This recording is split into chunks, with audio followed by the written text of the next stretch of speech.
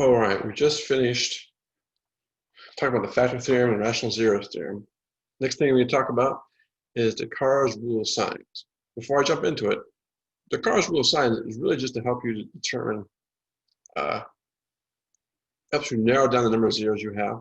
So in the previous example, we had 24 possible rational zeros. Well, this one here, this Descartes' rule of signs allows us to say, okay, well, how many positive zeros should I expect and how many negative zeros should I expect?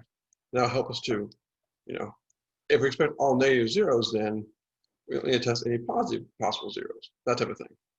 So in order to do it, we need to have our function, our polynomial in this form here. A to the n x to the n plus a to the n minus 1, x to the n minus 1, and so forth. And the one thing you need to keep in mind is that coefficients need to be real numbers. So no imaginary or complex values. Once we have that, the number of positive zeros will be equal to the number of sign changes in the function, or less than the number of sign changes by an even integer, so by 2 or 4.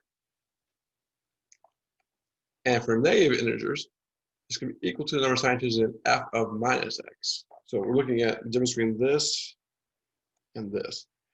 This right here means replace x with minus x. So let's see this in action.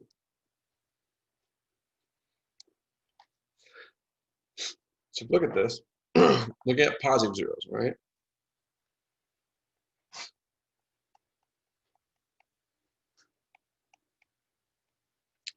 So we got plus x to the fourth minus 9x cubed plus 27x squared minus 15x minus 32.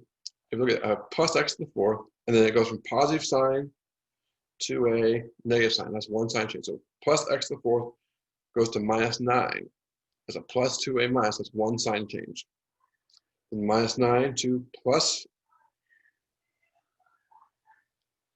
27 is another sign change.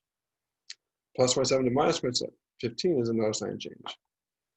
And note, minus 15 to minus 32 is a negative to negative. The sign does not change between the terms. So no sign change. So I have 1, 2, 3.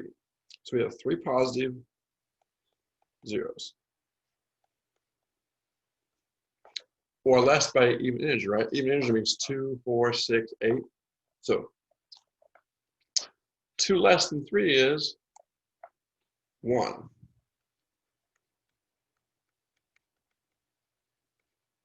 So these are all the positive integers I could have. I got 3 positive zeros or 1 positive zero. And then we'll do negative zeros. It's basically the same thing, except instead of f of x, it's f of minus x. So I have minus x to the fourth minus 9 is minus 9x cubed plus 27 minus x squared minus 15 minus x minus 32. So minus x to the fourth is a positive x to the fourth. Minus 9 and minus x cubed. Minus x cubed is a negative, so it's going to be a plus 9x cubed plus 27x squared plus 15x minus 32. Now we're going to count sign changes, right? So here we are. Plus x to the fourth plus 9x cubed. Those are both positive, so the sign didn't change. The 9x cubed to 27x cubed, both positive, no sign change. 27x cubed to 15x squared, both positive, no sign change. Plus 15 to minus 32, one sign change. So you have one negative 0. Or decreased by an even integer, right? An even integer, 1 minus 2 gives you minus 1. So we can't have negative 1 zeros. So only one negative 0. So now it kind of gives us we can use this to help guide our choices if we're going to use a rational zeros theorem. So this is another particular way to take, right, remember up here,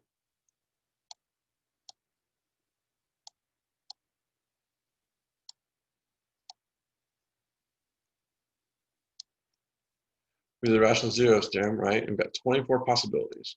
And before we did the rational zeros theorem, we had infinitely many x values that could be a solution.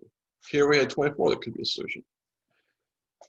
Now, right, we have 3 positives or 1 positive, and we just have 1 negative.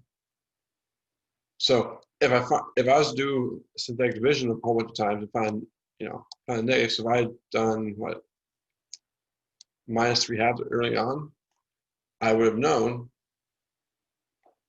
if that was the only 0 I had, I could know that I should stop there. So that's what kind of helps me out. Okay. The next idea I need to talk about is the fundamental theorem of calculus. I'm sorry, the fundamental theorem of algebra.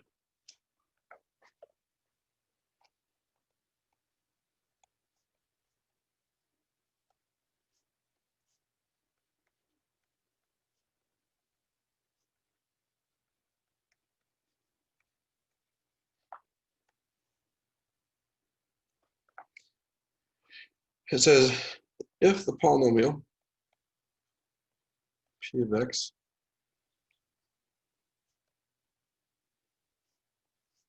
has degree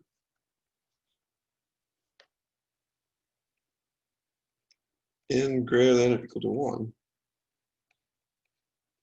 then the polynomial has at least 1 0.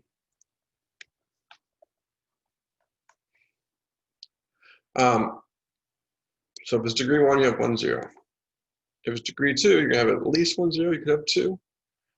This isn't the most accessible version of the fundamental theorem of algebra. What we're really saying is, another way of saying it is, says, you can also write this as a polynomial of degree n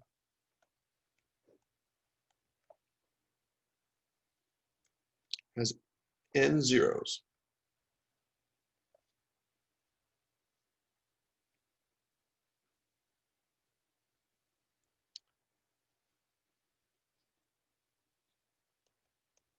Counting all unique zeros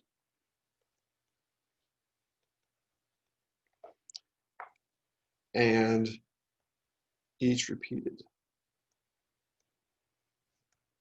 0.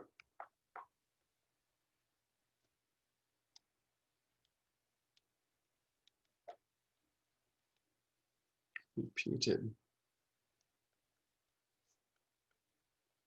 0. The number of times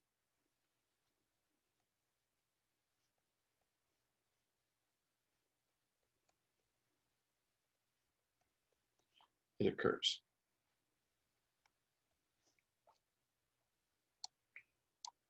A simple case of that would be, for example, solve x squared plus 4x plus 4 equals 0. This here we can solve by factoring. The factors of plus 4 right here, add to plus 1 plus 2, so I have x plus 2, there's x plus 2 equals 0. Or if you like, you could say this x plus 2 squared. Either way, it says the same thing. You look at this, right? This says x plus 2 equals 0 or x plus 2 equals 0. So x is minus 2, x is minus 2. So right here, I have 1 0 repeated 2 times, which means since I count 2, even though I have repeats, a polynomial has a degree n has n zeros, counting all unique zeros and each repeated zero the number of times it occurred, right? So I have the 0 minus 2, and it occurred 2 times. Therefore, it matches the degree.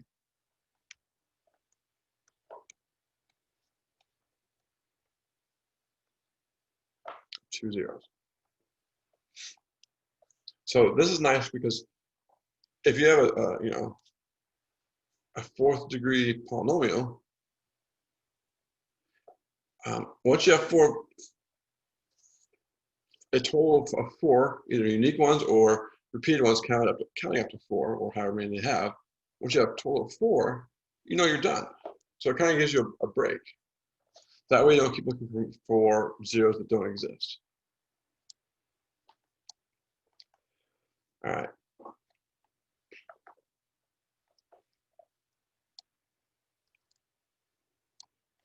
Okay, let's have another one here. Complex conjugate zeros theorem. So real quick, conjugate.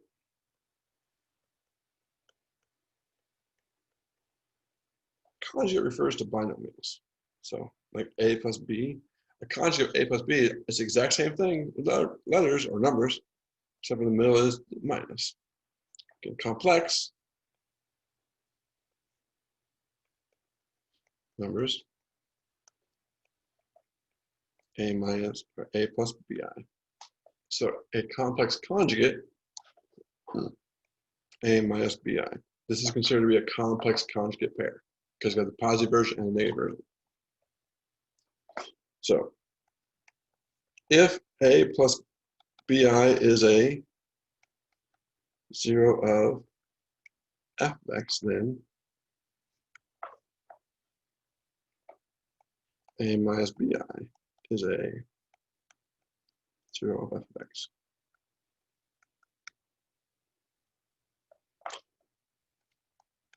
So another way of saying this is complex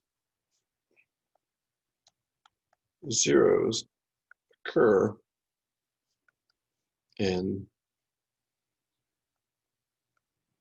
conjugate pairs.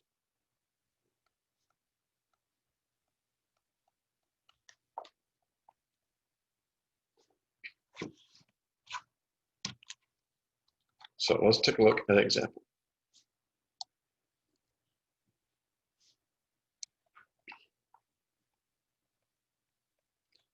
Find the zeros of f of x equals x to the 4th minus 9x cubed plus 27 x squared minus 15x minus 32. If 3 minus 2i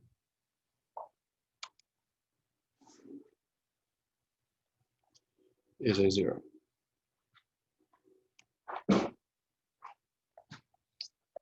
Now, I will mention that this problem right here, we just used the Descartes rule signs on it. So if you go up to, scroll real quick.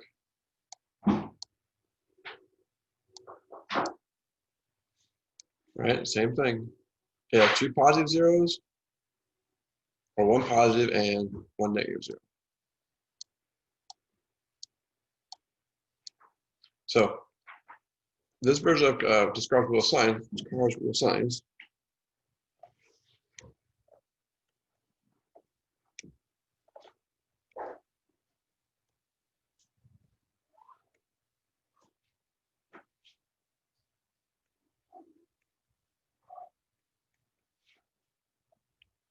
so we're going to have we have 3 positive zeros or 1. As far as negative zeros, we're only going to have 1 or 0. So you got 3 positive, 1 positive, or 0. Those are our choices, really. Now, this particular version Descartes' rule sign does not mention anything about complex numbers. Some of them do. But we'll come to that in a second. So we know 3 minus 2i is 0, which implies 3 plus 2i is a 0. So, and how many zeros do I have?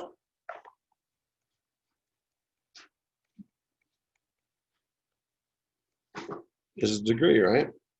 And the degree is 4. So I have 4 zeros. 2 of them are complex. So if I have 4 zeros and 2 complex, that means I can't have 3 positive zeros. So that's out. So my choices look like I have 1 positive, 1 negative, plus my 2 conjugates, or 0 positive, 0 negative, which means my last 2 will be also a complex pair. A complex conjugate pair. So I expect, my guess is we'll probably have positive and negative 0. But this kind of gives me a hint of what I'm looking for.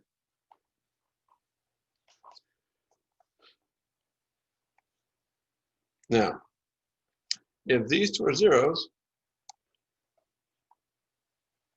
so we have the factors.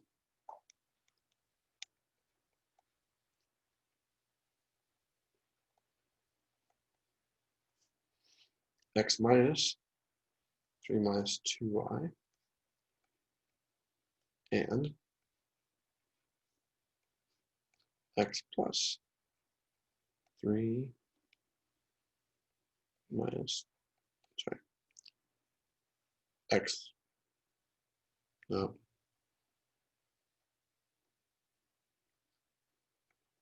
x minus 3 plus 2i is my factors. Each of these together are integral factors. If I multiply them together, the product of these 2 factors is also a factor, right? And you think about that, if you right? For example, 2 and 5 are factors of 20, right? So is 10 a factor of 20. So I'm saying I multiply this thing and this thing together, I will have a larger factor of 20. So that's what we're going to do. And the reason we're going to do it is because it'll be easier to divide f of x, this big long thing, by a polynomial that has real factors in it, real coefficients instead of complex numbers. You can do it with complex numbers, just not as easy. So foiling,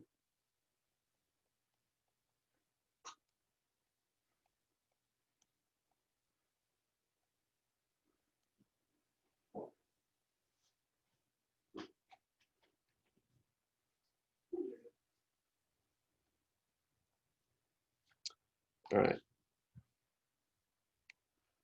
First terms, x squared. Outside, it's x times that polynomial, so it'll be minus 3 plus 2y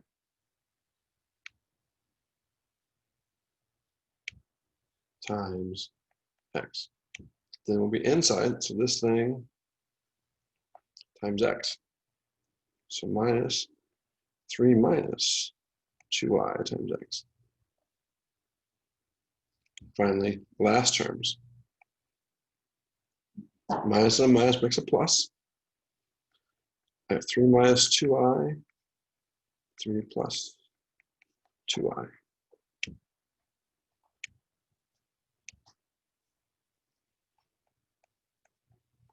So for the 2 middle terms here, minus 3 plus 2i, so that's for the red terms, and the blue terms, the light blue terms. Just multiply it together, so we'll multiply each by minus x, we have minus 3x minus 2i x. For the light blue, minus 3x plus 2i x. And then for the yellow, is a difference of squares.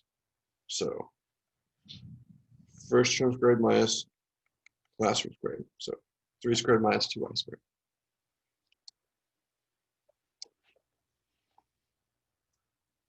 All right, combine like terms. X squared minus 3 give you minus 6x minus 2y and plus 2yx adds to 0 plus 9 minus 4y squared, right? And recall, I squared equals to minus 1.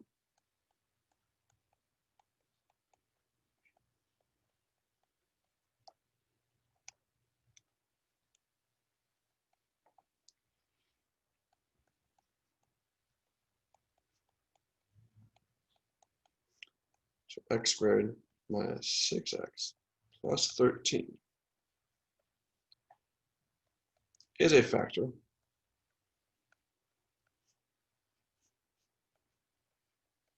of f of x.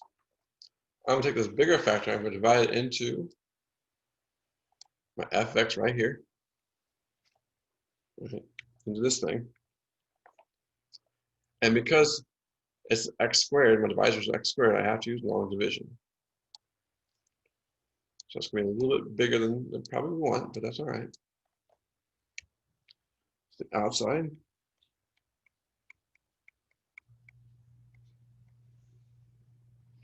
The inside. You may need to pause, and if you're following along, go back to the top and find this polynomial and write it in.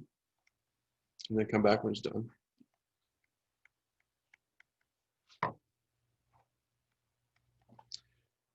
Now, what you're doing is make sure that your polynomials are in descending order and it's full representation, right? If it's x to the fourth, it's your highest power, then you need a cube, a square, an x, and a constant. So in this case, we have everybody. So our question would be, I want to divide x squared into x to the fourth. What I was saying is, what would I multiply x squared by to turn it into an x to the fourth? Well, x squared times x squared gives you x to the fourth. So my answer is x squared. Put the x squared over the x squared column, and then you're going to multiply. So x squared times x squared is x to the fourth. X squared times minus 6x is minus 6x cubed. X squared times 13 gives you plus 13x squared. And you subtract this one line. Again, we subtract, that means you change everything on the lines positive or negative positive. Switch, take you're going to take the opposite of everything. So this is a minus. And let's put a circle on, tell me it's a new one. If I was using a pencil, but this is the circle line is very important. And pen here or different colors, it's a lot easier. So subtracting x to the fourth minus x to the fourth is 0. Minus 9x cubed plus 6x cubed is minus 3x cubed. 27 minus 13 would be 14x squared. Then we'll bring down everything.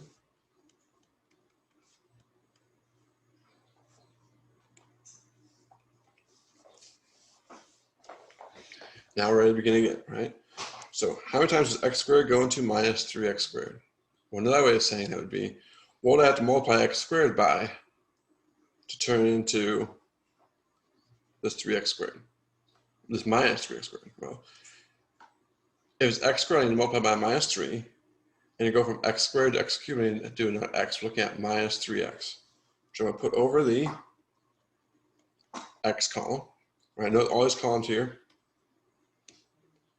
X is x to the fourth, x cubes, x squared, constant, x's and constants. So make sure that lines up. And now we're going to multiply. 3x minus 3x times x squared gives you minus 3x cubed. Oops, wrong color. Minus 3x cubed. Minus 3x times minus 6x gives you minus, or minus gives you 18x squared. And then minus 3x times 13 gives you minus 39. Then we subtract, we take the opposite for everybody, so this becomes plus, minus, plus. 0. 14 minus 18 is minus 4x squared. 15x minus 39x, sorry, minus 15 plus 39 will be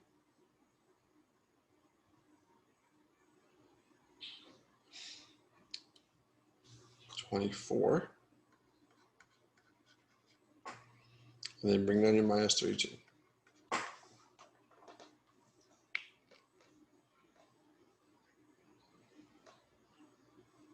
All right. Now, last time. So, I have x squared. What do I multiply x squared by to get this minus 4x squared at the bottom? It has to be minus 4. So multiplying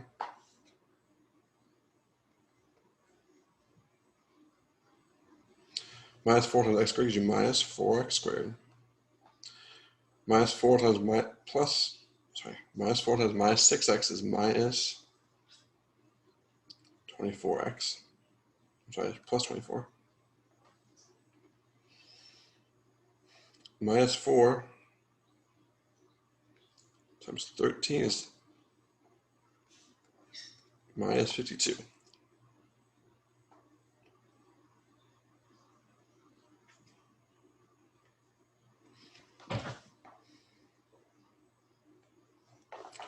And then we subtract.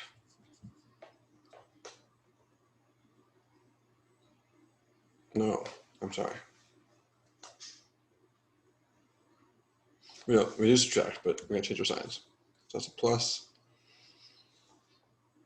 That's a minus. That's a plus. And this is where I seem to have made a mistake. So minus 32 plus 52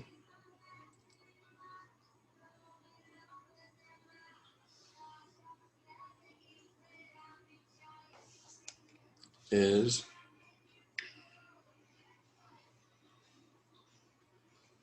plus 20, which means that is not a remainder. The remainder is minus 20, which means it's not a factor. It should be a factor. So we'll pause real quick. We'll come back and see if I was something out incorrectly.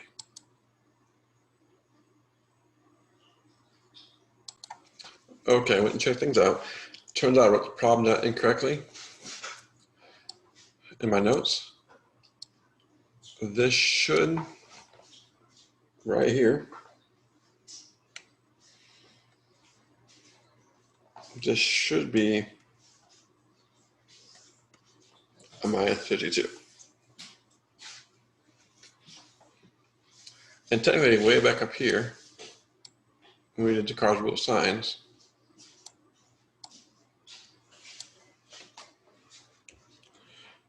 this should be 52, 52, and 52. On Descartes' rule of signs, not going to be a big deal because all we did is look at the signs. The sign of that term is correct. So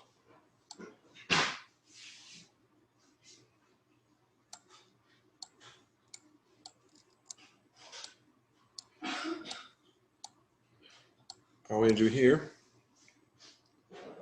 is erase this.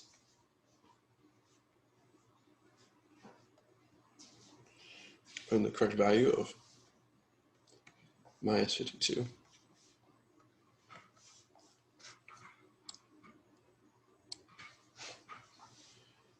It means this, minus 52 plus 52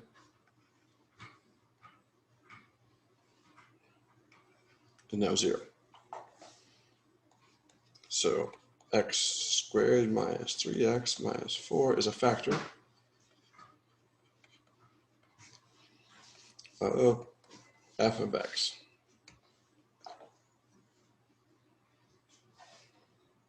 Let's switch colors here.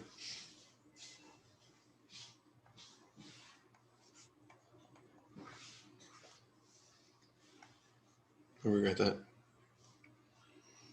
So x squared minus 3x minus 4 is a factor of f of x. This means now all I need to do is solve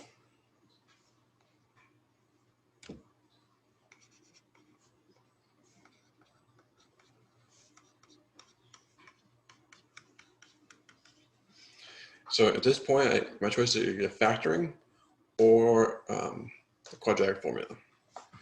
Looking at this, the factors of minus 4 that add to minus 3, feel like we're looking at 1 and 4, specifically plus 1 minus 3, 4. So x plus 1, x minus 4 equals 0.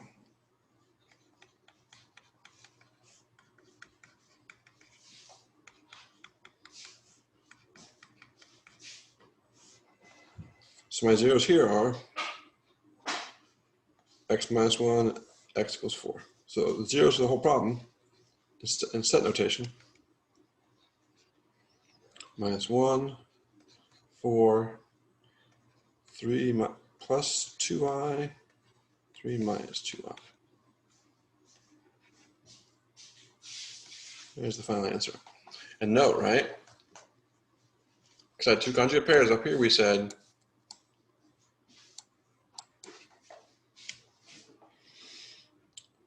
so these two conjugate pairs, those two zeros, we couldn't have 3 positive zeros, which means I had 1 positive and 1 negative, or 0 of both. Turns out I have 1 positive and 1 negative. That's 2 complex zeros. All right, that's a basic overview of finding zeros of general polynomials. Let me know if there's questions. Thank you for watching. My name is Brian Southworth. Have a great day.